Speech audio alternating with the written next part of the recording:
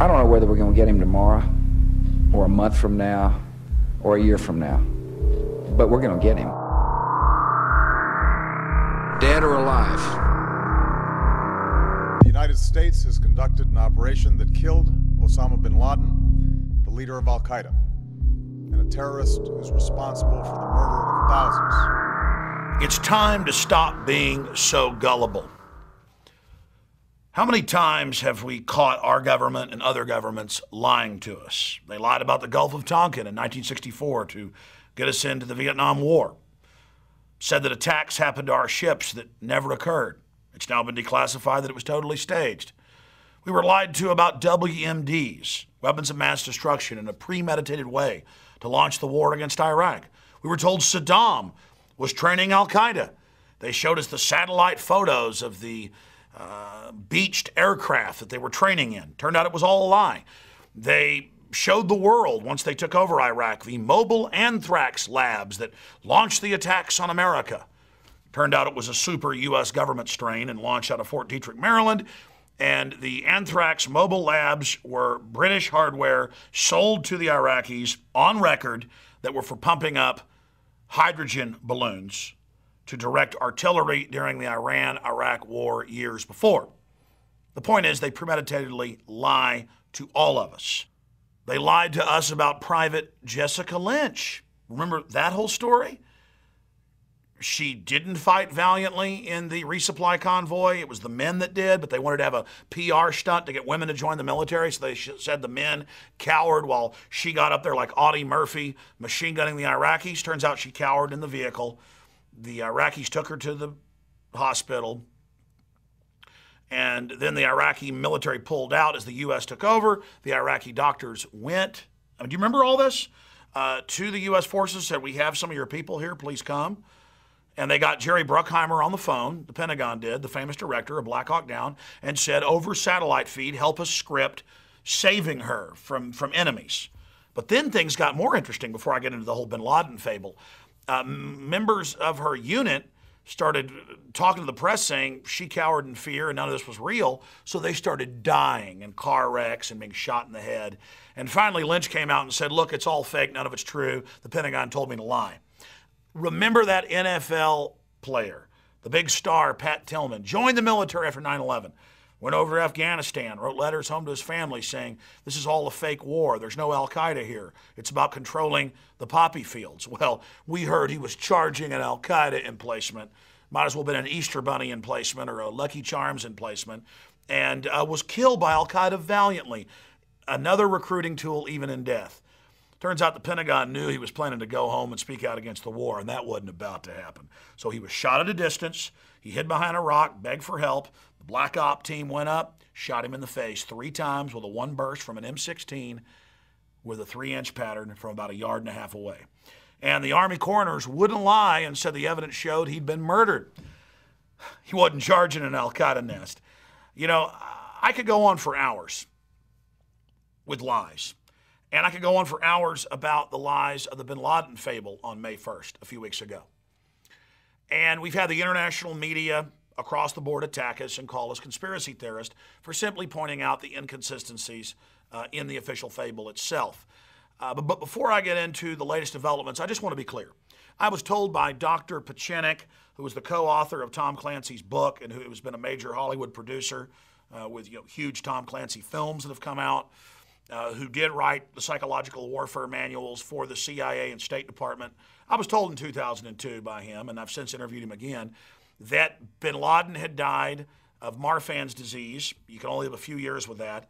He had total kidney failure. Nobody lives longer than 6 years, even on dialysis. And it came out in CBS News that he indeed was at the American hospital being visited and treated by U.S. doctors and the CIA months before 9/11. And we'll play a short clip of that CBS newscast with Dan Rather for you. CBS News has been told that the night before the September 11th terrorist attack, Osama bin Laden was in Pakistan. He was getting medical treatment with the support of the very military that days later pledged its backing for the U.S. war on terror in Afghanistan. Pakistan intelligence sources tell CBS News that bin Laden was spirited into this military hospital in Rawalpindi for kidney dialysis treatment. So we know bin Laden died a long time ago.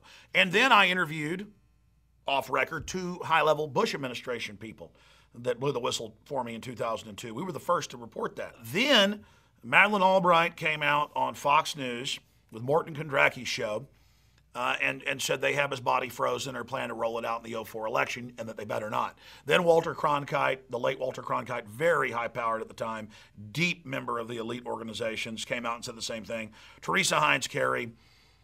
But that's just setting the table. We already knew he was dead, okay? So don't tell me the government won't stage stuff.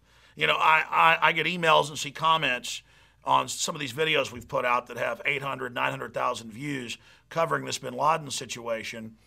And I'll see comments like, well, they've got a face print. They've got his DNA. Oh, really? And that's been released? No, it hasn't been released.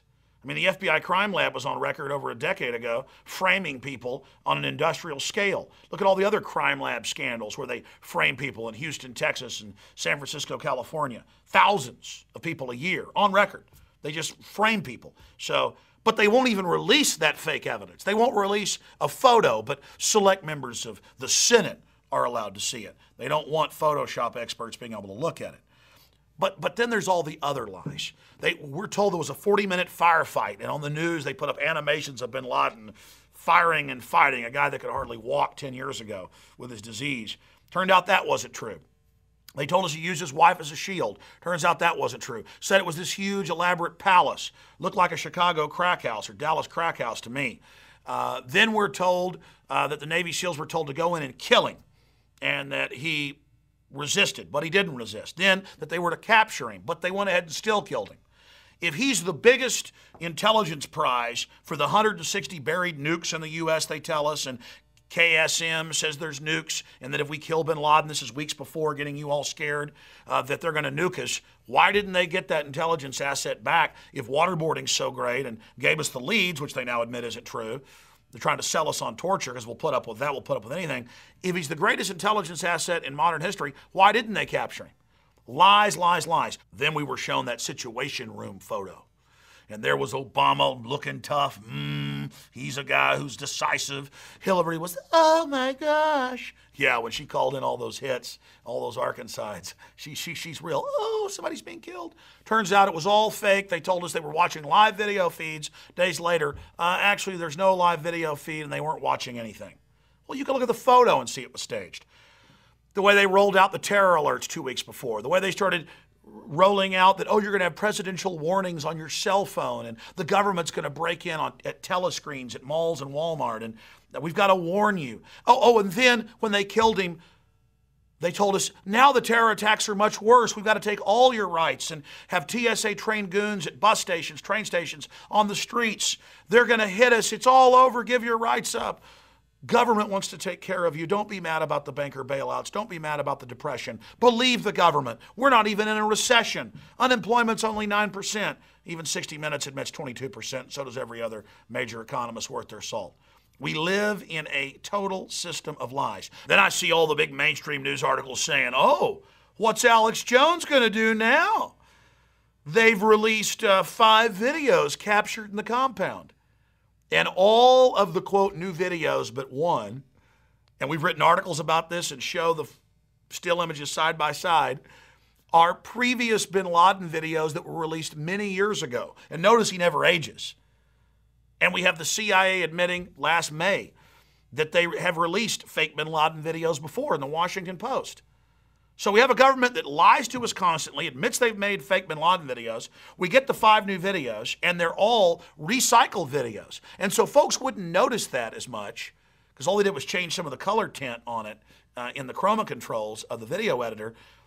They didn't release audio on the new ones, because you can even watch the lips move with the old videos. It's not just the same old video, it's the same audio. So they didn't release that. That's how lazy they are. That's how stupid they think you are. Lie after lie after lie after lie after lie in your face to sell you this. And it's not just of the 5 videos that 4 of them are old recycled videos. It's not just that they didn't just release fake videos years ago. They also released re-edited real clips of bin Laden from 99, 2000 saying that they were new. They've been caught over and over doing this. No, a known front group for U.S. intelligence run by the daughter of a top Israeli spy, the SITE group, affiliated with the Intel Center that's been caught putting out fake bin Laden and Al-Qaeda and Adam Gadon videos before, comes out with the so-called new videos and confirms that, yes, Al-Qaeda agrees with Obama. They did kill bin Laden. Remember Governor Ridge, the former head of Homeland Security 2 years ago, put out a book admitting that they'd issued fake terror alerts for political gain? That's all the new terror alert system is about. That's all the calls for domestic internal passports are for, and now expanding the TSA to all transportation. This is a total takeover of our society, while the crooks that run Washington are selling us out to the big mega banks that have stolen $27 trillion and counting, mainly foreign banks. They're busy telling us to submit to their corruption and oppression, or the bad men wearing the scary turbans and beards are going to get us. This is nothing but pure theater. The videos are fake. They've been released by groups that openly are on the payroll of the Pentagon and who have been caught putting out disinfo before. The one video that is new is bin Laden from the side watching himself on TV. And this all coming from a system that has been caught lying over and over again. There are close to 1 million private contractor spies in intelligence now in the U.S. Trillions and trillions of dollars have been spent domestically on homeland security.